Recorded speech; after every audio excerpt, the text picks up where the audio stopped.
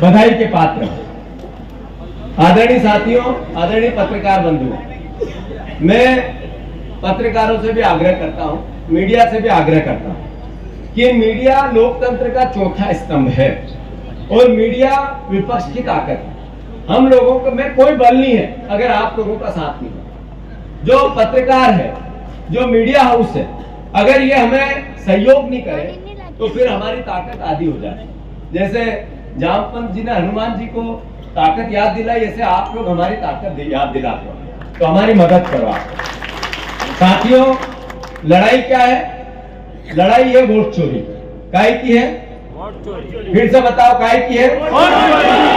अगर वोट चोरी नहीं होती तो नाटा जी आप नहीं हारते, वोट चोरी नहीं होती तो समंदर पटेल आप भी नहीं हारते, और वोट चोरी नहीं होती तो जो चोरी करके उधर चला गया वो भी जीत सकता था। साथियों, मैं ये बात क्यों कह रहा हूं? इसका एहसास इसलिए कि राहुल गांधी जी ने देश के सामने वोट चोरी की पूरी प्रेस कॉन्फ्रेंस की। देखिए आपने, किसने किसने देखी? हाथ ऊंचा करो। राहुल गांधी जी को प्रेस कॉन्फ्रेंस किए 1 महीना हो गया। न बीजेपी के पास जवाब है, न चुनाव आयोग के पास जवाब है। अगर जवाब है तो झूठे सच्चे और गुमराह करने वाले जवाब है। 2014 याद रहे नीमच वासियों, इन वीडियो के माध्यम से एक घर ये बात जाना चाहिए। 2014 में देश में एक नैरेटिव सेट हुआ, एक अलग तरह का वातावरण बना। वातावरण क्या था कि 2G, 4G, कोयला, कॉमनवेल्थ, कांग्रेस सरकार से ज्यादा भ्रष्टाचारी तो दुनिया में कोई दल नहीं हो सकता। अन्ना हजारे आंदोलन, मीडिया, आरएसएस, सब ने देश में अलग तरीके का सिनेरियो बना दिया। इतना ही नहीं हुआ, अमेरिका से भी 250 करोड़ रुपए बीजेपी को मिले। 250 करोड़ रुपए इस अभियान को चलाने के लिए बीजेपी को मिले। ये रिकॉर्ड में, कोई मैं झूठ नहीं बोल रहा हूं, फिर बीजेपी तड़प जाएगी। जब मैं बोलता हूं बीजेपी तड़प जाती तो मैं फिर से, कोई बीजेपी का नेता मुझसे बहस करना चाहता है तो मैं चुनौती देता हूं उसको। 250 करोड़ रुपए इस पूरे मायाजाल को रचने के लिए, लोकतंत्र पे घात करने के लिए, वोट की चोरी करने के लिए भारतीय जनता पार्टी को अमेरिका से आए थे। ये बात मैं दृढ़ता से कह रहा हूं। साथियों, इनने हथियार बनाया सत्ता में बैठ के। देश को कहा हम 2 करोड़ रोजगार देंगे, देश को कहा किसानों की इनकम डबल करेंगे, जितनी लागत उससे सीधे डबल एमएसपी करेंगे। इन्होंने देश को कहा भ्रष्टाचार मुक्त देश बनाएंगे। न मेरे आगे है कोई, न मेरे पीछे है कोई, न खाऊंगा न खाने दूंगा। हम सब भी बात करते थे, यार सही कह रहे हैं मोदी जी, आगे पीछे कोई भी नहीं है। अरे कितना अच्छा आदमी पत्नी को भी छोड़ दिया देश के लिए, कहते थे नहीं कहते थे? अरे हम सब, नरेंद्र मोदी जी ने देश में जब परिवर्तन की बात की तो देश ने भरोसा किया। देश ने भरोसा किया कि नया भारत बनेगा, जो देश में 70 साल में नहीं हुआ वो 10 साल में होगा। इस तरह का नैरेटिव सेट हुआ। फिर हुआ क्या? हुआ ये, जैसे ही नरेंद्र मोदी जी सत्ता में बैठे, 5 राज्यों की सरकार राज्यपाल के जरिए गिरा दी। वो चाहे गोवा की हो या हमारे नॉर्थ के छोटे राज्यों की, 4 राज्यों की सरकारें। एक राज्य ऐसा जिसमें एक भी विधायक बीजेपी का नहीं, 1 महीने बाद पूरी सरकार बीजेपी। ऐसा अद्भुत चमत्कार नरेंद्र मोदी ने कर दिया। अभी इससे आगे आए, फिर आया खोखा पद्धति। खोखा, एक खोखा, 1 खोखा, 2 खोखा, 3 खोखा, 4 खोखा, 5 खोखा, 6 खोखा, 20 खोखा। इसमें विधायक बिकने लगे। 40 खोखा, विधायक बिकने लगे। 50 खोखा, विधायक बिकने लगे। 500 विधायक खोखा पद्धति में बिक गए। ये नरेंद्र मोदी का नया भारत, ये नरेंद्र मोदी का नया भारत, ऐसा भारत जो 2021 से बढ़कर दुनिया में विश्व गुरु बनने वाला है। तीसरा हथियार लोकतंत्र पे हमले का। फिर इन्होंने रिसोर्स पॉलिटिक्स चालू की। कौन सी पॉलिटिक्स? सारे विधायकों को उठाओ, सिंधिया जी को पटाओ, 22 विधायक उनके साथ करो और एक रिसोर्स पे ले जाकर उनको इकट्ठे करो। वहां पे फिर 1 महीने तक रखो, षड्यंत्र रखो और सरकार पलटा दो। मोदी के सारे मंत्री इस काम पे लग गए। धर्मेंद्र प्रधान मध्य प्रदेश में लगे थे, ऐसा ही कर्नाटक में हुआ। ऐसा ही राजस्थान में हुआ, ऐसा ही महाराष्ट्र में हुआ। ये तीसरा हथियार नरेंद्र मोदी का लोकतंत्र पर प्रहार का। नरेंद्र मोदी ने नया भारत बनाया। चौथा हथियार, चौथा, नाहटा जी, मनासा के अगर वोटर लिस्ट चेक करोगे तो मंदसौर के, नीमच के, रतलाम के, राजस्थान के कई वोट मिलेंगे और अधिकारियों ने उसमें साथ दिया, चुनाव आयोग ने उसमें साथ दिया। ऐसे मध्य प्रदेश में कोई सोच सकता था इस बार की सरकार नहीं बनेगी कांग्रेस की? माहौल कैसा था? अरे माहौल कैसा था? फिर भी हार गए। एक आदमी एक काम नहीं किया, वो मूंछ वाला विधायक, क्या नाम है उसका? दिलीप सिंह परियार। अरे दिलीप सिंह परियार एक वो मंत्री थे रावत के, उनका क्या नाम? उनका क्या काम? कुछ नहीं, फिर भी चुनाव जीत जाए। कुछ गलती हमारी भी है, इसको भी स्वीकार करनी पड़ेगी। हम भी एकजुट नहीं, अगर हम एकजुट हो तो ये कितने भी षड्यंत्र रचे हम हार सकते हैं क्या? तो चौथा हथियार वोट की चोरी का, जो आदरणीय राहुल गांधी जी ने प्रेस कॉन्फ्रेंस लेके बताया, नरेंद्र मोदी जी ने 25 सीटें जो 30,000 से नीचे जीती लोकसभा की, सब चोरी की है। देश का प्रधानमंत्री चोरी से बना है, देश की सरकार चोरी की, प्रदेश की सरकार चोरी की। तो ये लड़ाई राजनीतिक नहीं, कोई कल चुनाव नहीं है, कोई 2 महीने बाद चुनाव नहीं है। ये वोट एक भरोसा होता है, एक विश्वास होता है, एक आधार होता है कि मैं मेरा विधायक चुनूंगा, काम करेगा हमारे लिए। मेरे वोट से ये काम नहीं कर रहा, हरा दूंगा इसको। कांग्रेस पार्टी अच्छा काम नहीं कर रही, हरा दिया। बीजेपी अगर अच्छा काम नहीं करेगी, हरा दूंगा। पर जब वोट चोरी से सरकार बने तो लोगों के वोट डालने का महत्व समाप्त हो जाता है। आप काम भी कुछ मत करो, सरकार भी बना लो, इसका असर किस पे हुआ? इसका असर आप पे हुआ। कैसे? ऐसे कि इन्होंने जो वादे किए थे पूरा नहीं किए। आपके घरों में जो महंगाई है इसीलिए कि चोरी की सरकार, आपके बेटा बेरोजगार है इसीलिए कि चोरी की सरकार।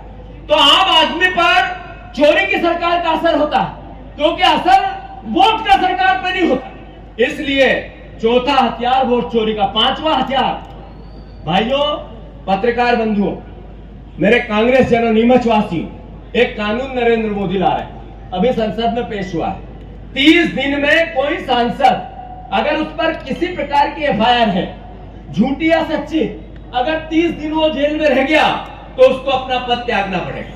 वो चाहे मुख्यमंत्री हो, चाहे सांसद हो, चाहे मंत्री हो। ये क्या कारण है?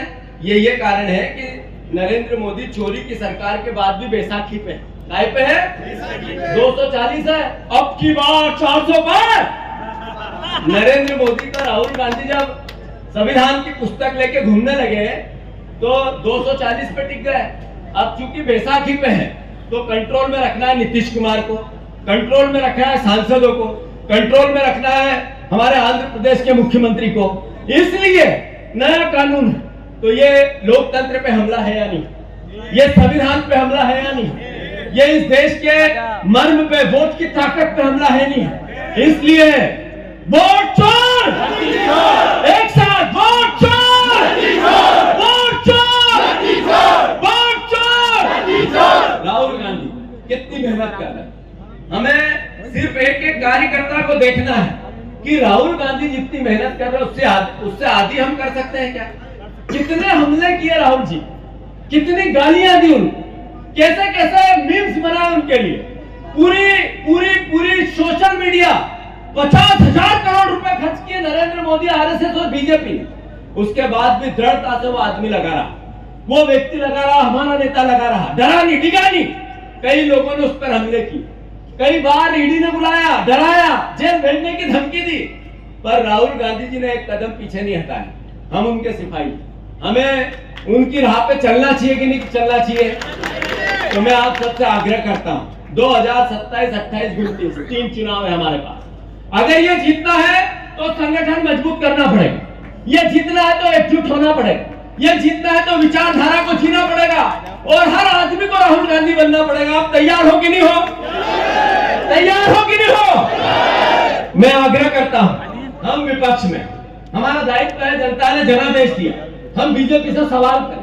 हम सवाल करें कि आपने कहा था धान का दाम 3100 देंगे, नहीं दिया, चोरी की कि नहीं की? बोल के बताओ, की कि नहीं की? 3,000 रुपए बहनों को देंगे, 1200 दे दिए, 1800 की चोरी की कि नहीं की? इन्होंने कहा था 2700 के गेहूं के दाम देंगे, 2200 2300 है, 400 रुपए गेहूं के दाम की चोरी की कि नहीं की? 450 का गैस सिलेंडर देंगे पत्रकार बंधुओं। आपके घर भी 1000 का आता है, 400 का आता है, काय का आता है? 1000 का। तो फिर 450 से 1000, 550 रुपए की चोरी की कि नहीं की? अरे जब आपने कहा 6000 सोयाबीन के देंगे, अरे आपने क्या क्या चोरी की? वोट की चोरी की, धान के पैसे की चोरी की, गेहूं के पैसे की चोरी की, कृषि ऋण जो कांग्रेस पार्टी लेके आई थी 2-2 लाख, उसकी भी चोरी की या नहीं की? बीमे की राशि की चोरी की या नहीं की? सर्वे की चोरी, मुआवजे की चोरी, अरे यूरिया की चोरी कर गए ये लोग। सही है कि गलत? खाद की चोरी कर गए ये लोग। डबल इनकम की बात करते थे, खाद तो आराम से घर घर मिल रहा होगा, दारू की दुकान सरलता से मिलती, कभी समाप्त नहीं होती, नशा आराम से मिलता है, कभी शॉर्टेज नहीं होती, पर खाद की शॉर्टेज है या नहीं है? तो इसकी लड़ाई मैं नहीं लड़ूं, इसकी लड़ाई विपक्ष नहीं लड़े। अरे लड़ना चाहिए कि नहीं लड़ना चाहिए? मैं आग्रह करता हूं आप सबसे, नरेंद्र मोदी, याद है आप सबको एक नारा था बीजेपी का, स्वदेशी अपनाओ देश बचाओ, याद है?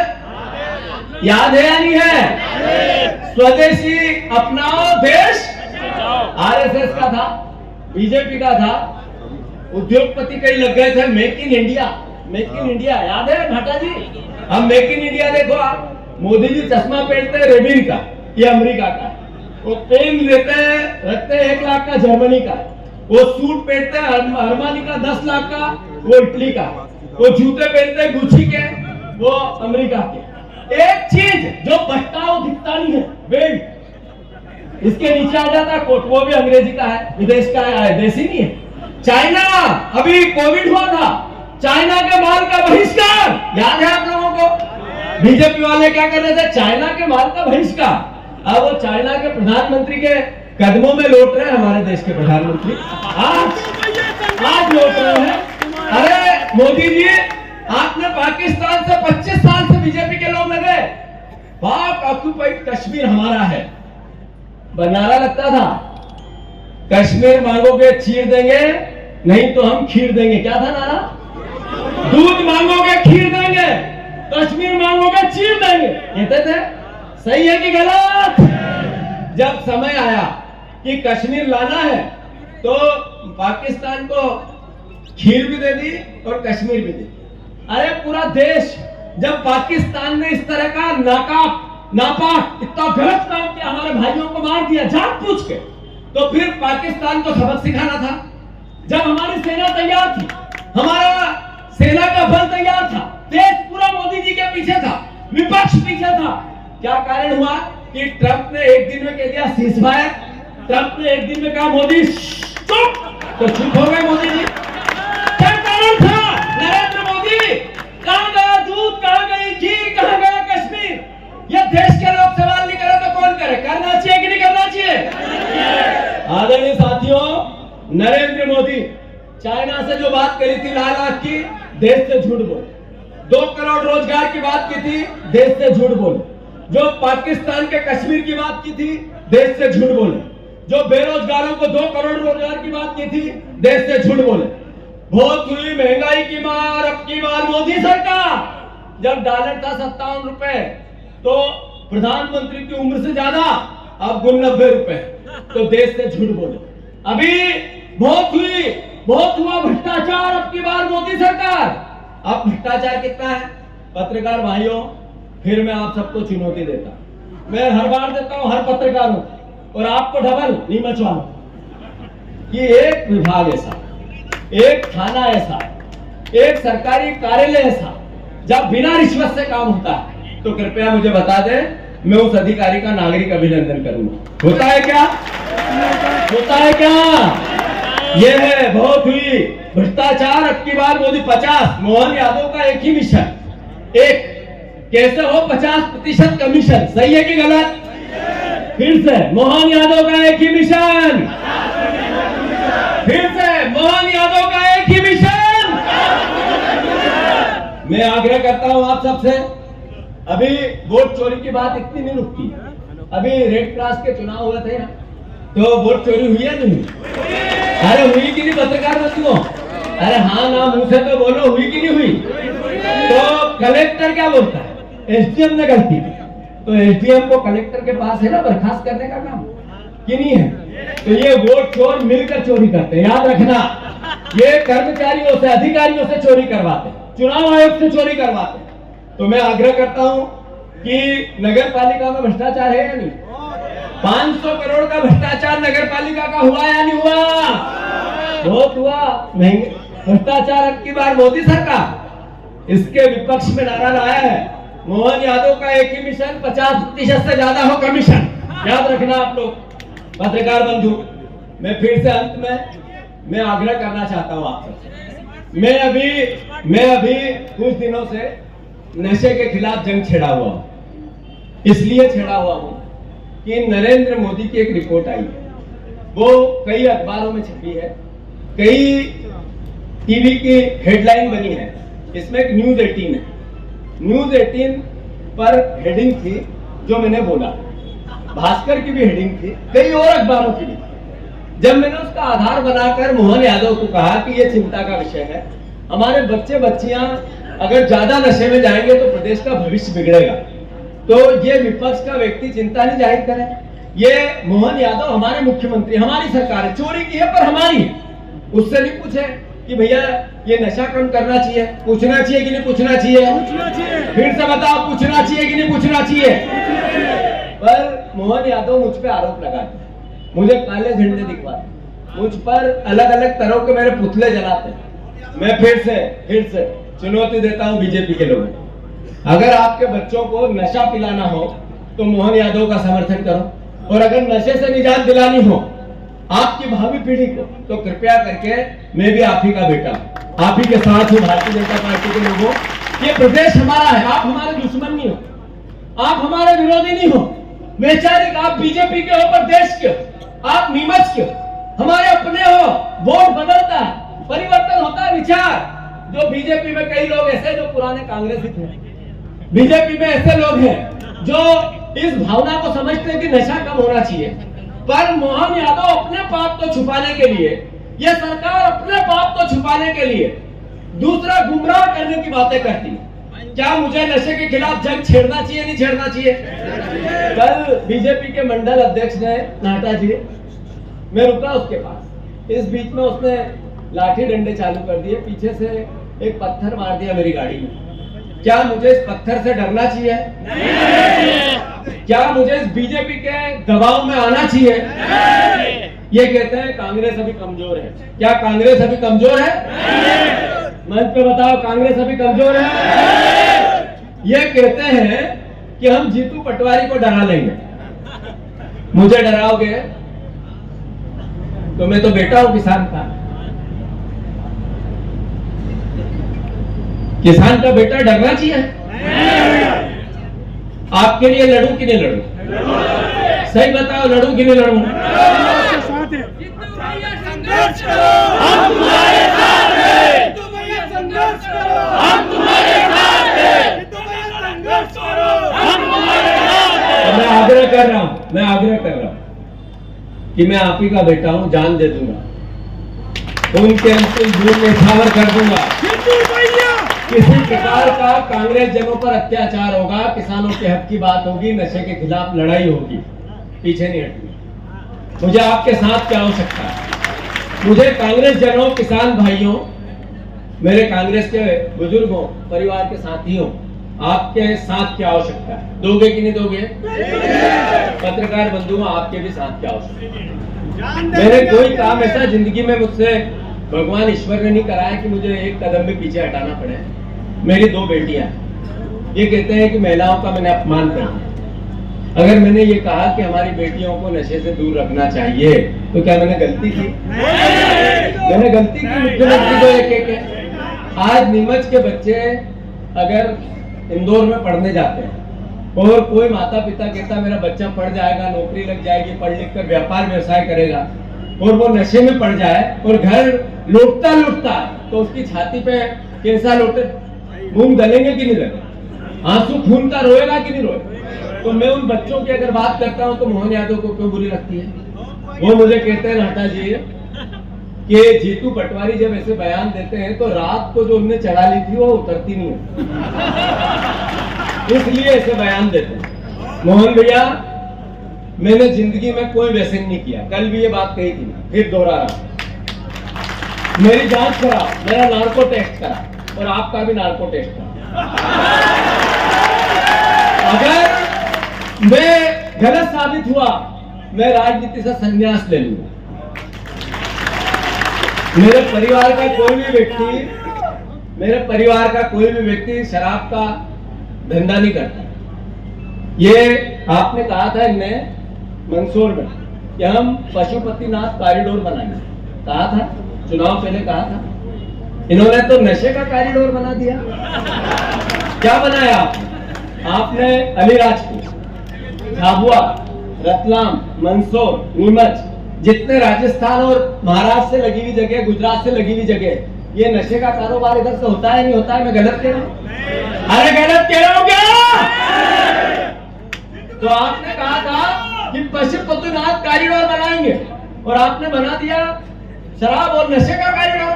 और फिर ये कहो कि जीतू पटवारी तू बोल मत, आवाज मत लगा, तो मैं चुप रहने वालों में से हूं क्या? किसान भाइयों, मैं आपका बेटा हूं, मेरी रक्षा करो। किसान भाइयों, जब मुझे देखो तो मैं राजनीति कांग्रेस से ऊपर उठकर किसान की बात करता हूं। मैंने कभी पार्टी नहीं देखी किसानों की, कभी नहीं देखी, और अंतिम सांस तक किसानों की लड़ाई लड़ूंगा। मेरी मदद करो आप, मुझे आपकी हिम्मत की जरूरत है, आपकी आवश्यकता है।